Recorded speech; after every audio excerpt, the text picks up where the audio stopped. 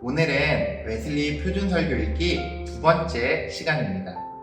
오늘 함께 읽어볼 웨슬리 표준설교의 제목은 이름뿐인 그리스도인입니다.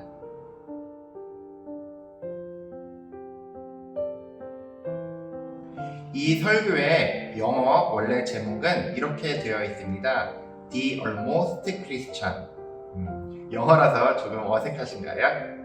사실 이 almost라는 단어를 조금 살펴봐야 오늘 설교를 더 정확하게 이해할 수 있기 때문에 잠깐 설명해야 할 것 같은데요. 이 almost를 사전에서 찾아보면 거의라고 표현되어져 있습니다. 그래서 다른 번역에서는 오늘 설교의 제목을 명목상의 그리스도인이나 또는 거의 된 그리스도인 이런 식으로 표현하기도 하는데요. 거의라고 하면 100%는 아니지만 한 98% 정도 되는 이런 느낌으로 받아들이면 더욱더 좋을 것 같습니다.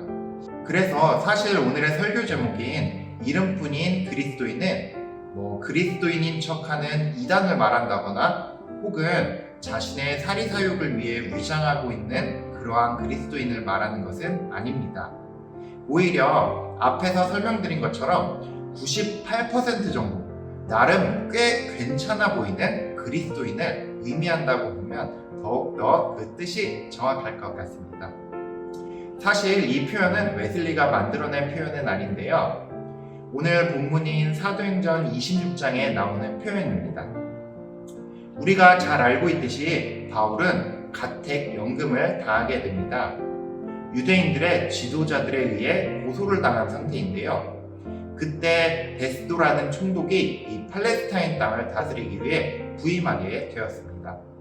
유대인들의 지도자는 베스도에게 찾아가 바울을 죽여달라고 탄원합니다.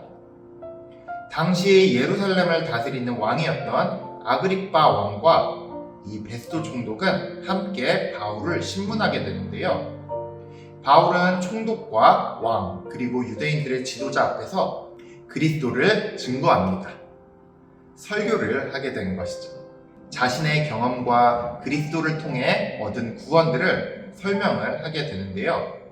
그 이야기를 듣고 나서 아그리빠 왕이 오늘 본문의 표현을 사용합니다. 내가 나를 권하여 거의 그리스도인이 되게 하려 하는도다. 웨슬리는 이 말씀에서 이 거의 그리스도인이라는 표현을 오늘 설교의 제목으로 삼은 것인데요. 그래서 이 표현은 부정적이기만 한 표현은 아닌 것 같습니다.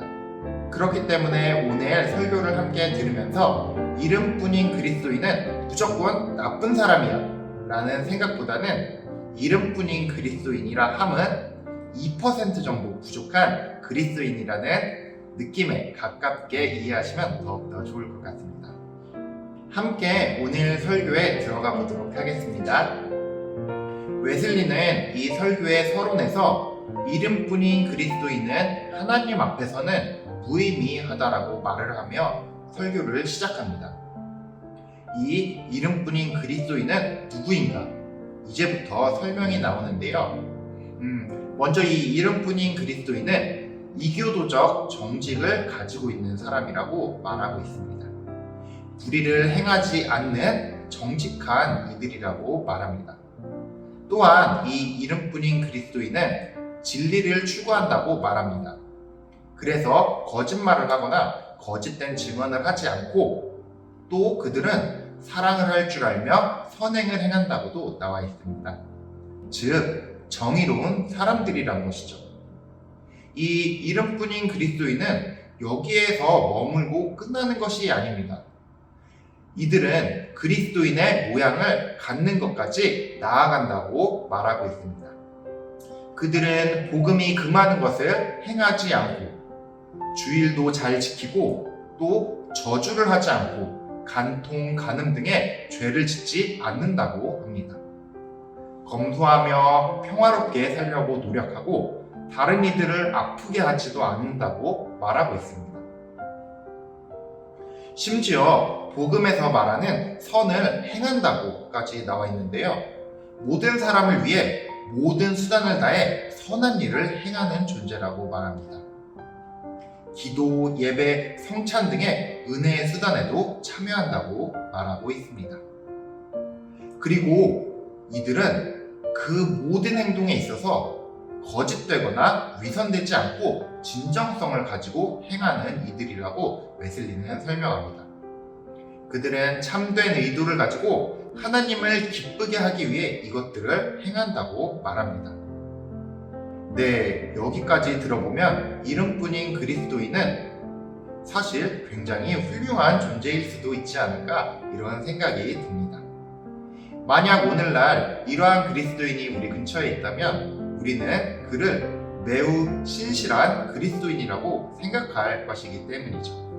사실 앞에 말했던 것들을 다 지키는 사람을 찾는 것도 쉽지 않잖아요. 하지만 웨슬리는 이 사람을 이름뿐인 그리스도인이라고 말합니다. 그리고 심지어 웨슬리 그 자신조차도 회심하기 이전에는 이름뿐인 그리스도인이었다고 말합니다. 굉장히 숨이 탁 하고 막히는 그러한 선언인데요. 이 앞에 말한 것들을 지키는 것조차 쉽지 않은데 그것보다 우리가 더 무엇을 그래야만 이름뿐인 그리스도인이 아닌 진정한 온전한 그리스도인이 될 수 있다는 말이 숨어있기 때문입니다. 과연 우리는 이것보다 더 무엇을 해야만 온전한 그리스도인이 될 수 있을까요?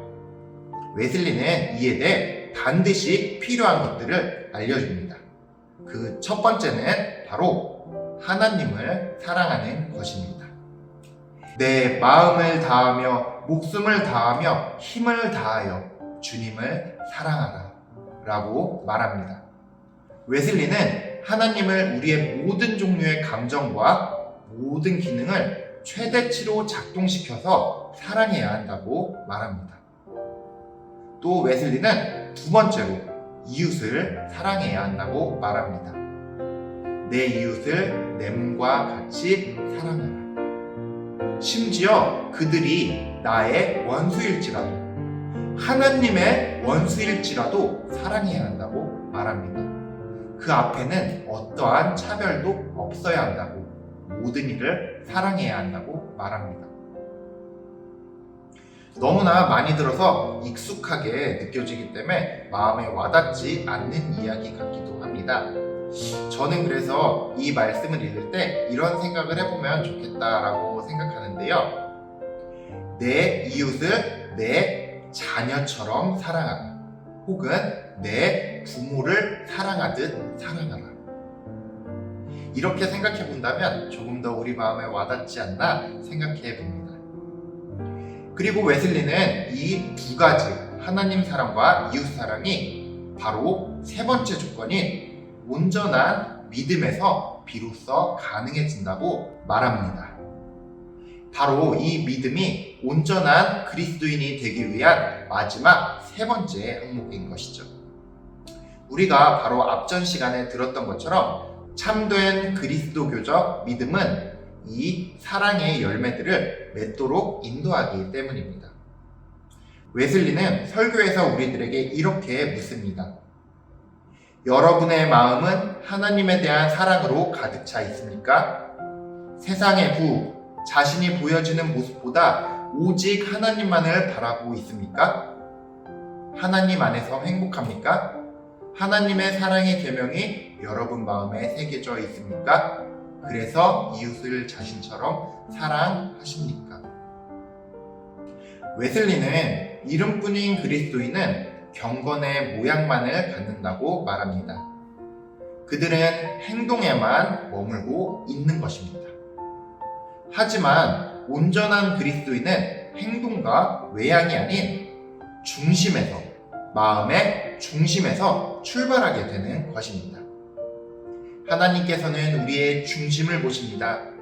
우리의 믿음이 온전케 될 때 우리는 하나님을 사랑하고 이웃을 사랑할 수 있게 되는 것입니다. 그 안에서 우리는 진정한 그리스도인이 될 수 있을 것입니다. 오늘 웨슬리 목사님의 이 설교를 듣고 함께 나누고 싶은 점들이 있는데요. 첫 번째는 바로 오늘 나의 모습을 점검하는 것입니다. 나는 몇 %의 그리스도인인가?